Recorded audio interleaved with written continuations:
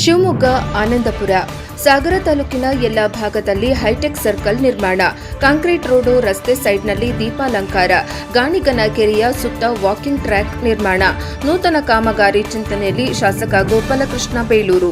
ಆನಂದಪುರ ಶ್ರೀ ಕಡ್ಲೆಹಂಕಲು ಮಾರಿಕಾಂಬಾ ದೇವಿಯ ಜಾತ್ರೆ ಮುಗಿದ ತಕ್ಷಣ ಶಾಸಕರ ಜವಾಬ್ದಾರಿಯ ಕಾಮಗಾರಿಯ ಹಾದಿಯಲ್ಲಿ ಶಾಸಕ ಗೋಪಾಲಕೃಷ್ಣ ಬೇಳೂರು ಶುಕ್ರವಾರ ಸಂಜೆ ಆನಂದಪುರದ ಸುತ್ತಮುತ್ತಲಿನ ವೀಕ್ಷಣೆಯಲ್ಲಿ ಎಡೆಹಳ್ಳಿ ಅಂಬೇಡ್ಕರ್ ವೃತ್ತ ನೂತನ ಶೈಲಿಯಲ್ಲಿ ದೊಡ್ಡ ಸರ್ಕಲ್ ನಿರ್ಮಾಣ ಮಾಡುವಂತೆ ಹಾಗೂ ಸರ್ಕಲ್ನಲ್ಲಿ ಹೊಸ ಬಸ್ ಸ್ಟ್ಯಾಂಡ್ ಸರ್ಕಲ್ ಸುತ್ತಲೂ ದೀಪಾಲಂಕಾರ, ಹೈ ಮಾಸ್ಕ್ ಅಳವಡಿಕೆ ಮಾಡುವಂತೆ ಸಂಬಂಧಪಟ್ಟ ಅಧಿಕಾರಿ ಇಂಜಿನಿಯರ್ ರಮೇಶ್ ಅವರಿಗೆ ಕಾಮಗಾರಿ ಪ್ರಾರಂಭಕ್ಕೆ ಚಾಲನೆಗೆ ಆಗ್ರಹಿಸಿದರು.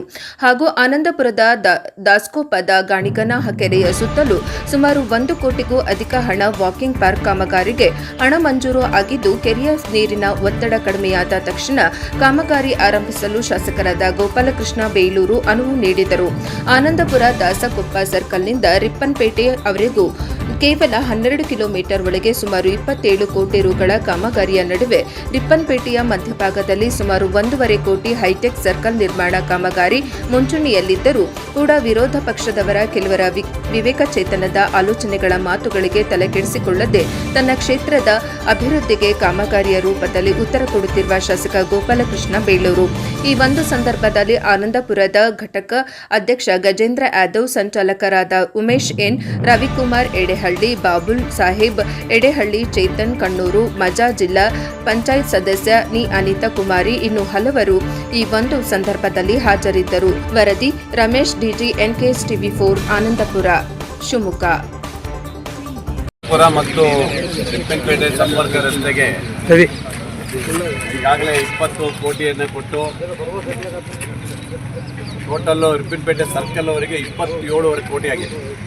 ಅಂದರೆ ಇಲ್ಲಿಂದ ಅನಂತಪುರದಿಂದ ರಿಪ್ಪನ್ಪೇಟೆ ಸರ್ಕಲ್ ಅವರಿಗೆ 27 ಕೋಟಿ ರೂಪಾಯಿ ಕೊಟ್ಟಿದ್ದೀವಿ. 7.5 ಕೋಟಿಯನ್ನು ಈಗಾಗಲೇ ನಾವು ಬಿಡುಗಡೆ ಮಾಡ್ತಿದ್ದೀವಿ. ಅಲ್ಲೂ ಸಹ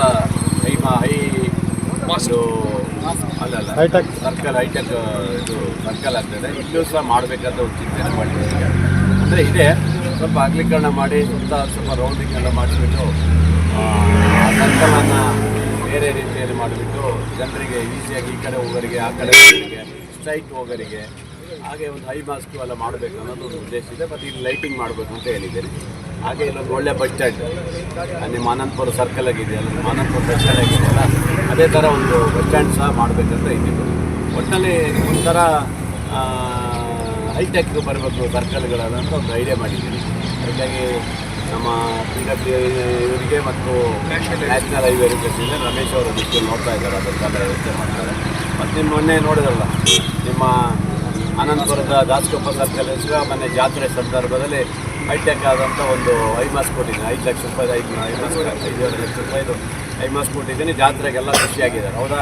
ಹಾಗೆ ಮತ್ತು ನಿಮ್ಮ ಇದು ಹೇಳಿದ್ದೀನಲ್ಲ, ನಿಮ್ಮ ಕೆರೆ ರಮೇಶ್, ಏನದು ಸ್ಯಾಂಕ್ಷನ್ ಆಗಿದೆ, ಗಾಡಿಗೆ ಕೆರೆ 1 ಕೋಟಿ ಸ್ಯಾಂಕ್ಷನ್ ಆಗಿದೆ. ಅದು ಫುಟ್ಪಾತ್, ವಾಕಿಂಗ್ ಪಾತು ಮತ್ತು ಇದೆಲ್ಲ ಮಾಡಲಿಕ್ಕೆ ವ್ಯವಸ್ಥೆ ಮಾಡ್ತಾ ಇದ್ದೀವಿ. ಅದಕ್ಕೂ ರೆಡಿ ಮಾಡಿದ್ದೀವಿ. ನೀರು ಕಮ್ಮಿ ಮಾಡ್ತಾ ಇದ್ದೀವಿ. ನೀರು ಕಮ್ಮಿ ಆದ ಕೂಡ ಶುರು ಮಾಡ್ತೀವಿ. ಅದನ್ನು ಒಂದು ದಿವಸ ಅದ್ದೂರಿಯಾಗಿ ಅದನ್ನು ಸ್ಥಾಪನೆ ಮಾಡೋಣ ಮತ್ತು ಆಮೇಲೆ ಉದ್ಘಾಟನೆ ಚೆನ್ನಾಗಿ ಮಾಡೋಣ. ಒಟ್ಟಿನಲ್ಲಿ ಯಾವುದೇ ಅಭಿವೃದ್ಧಿಯ ಕೊರತೆ ಇಲ್ಲ.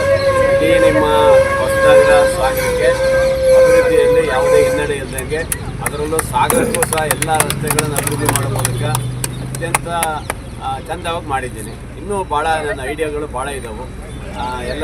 ಎಲ್ಲೆಲ್ಲಿ ನಮ್ಮ ಈ ಹೋಬಳಿ ಮಟ್ಟದಲ್ಲಿ ಇವತ್ತು ಆನಂದಪುರ ಇರುವಂಥ ರಿಪ್ಪನ್ಪೇಟೆ ಅಲ್ಲೊಂದಿಷ್ಟು ಫುಡ್ ಕೋರ್ಟ್ ಮಾಡಬೇಕು ಅನ್ನೋದು ಸಹ ನಮ್ಮಲ್ಲಿದೆ. ಹಾಗಾಗಿ ಅದನ್ನು ಮಾಡ್ತಾ ಇದ್ದೀವಿ. ನಂದಿನಿ ಪಾರ್ಲರು ಸಹ ಎಲ್ಲ ಕಡೆ ಹಾಕ್ಸಿದ್ದೀನಿ. ಈಗ ರಿಪ್ಪನ್ಪೇಟೆಗೆ 2 ಆಯಿತು, ಇಲ್ಲೂ ಕೊಟ್ಟಿದ್ದೀನಿ. ಸಾಗರ ಆಸ್ಪತ್ರೆ ಒಳಗೂ 2 ಮಾಡಿಸಿದ್ದೀನಿ. ಅಂದರೆ ಎಲ್ಲ ಕಡೆಯೂ ಒಂಥರ ಜನರಿಗೆ ಅವಕಾಶ ಸಿಗುವಂಥದ್ದು, ಜನರಿಗೆ ಟೀ ಕುಡಿಯಲಿಕ್ಕೆ, ಇನ್ನೊಂದಕ್ಕೆ ಎಲ್ಲ ರೀತಿಯ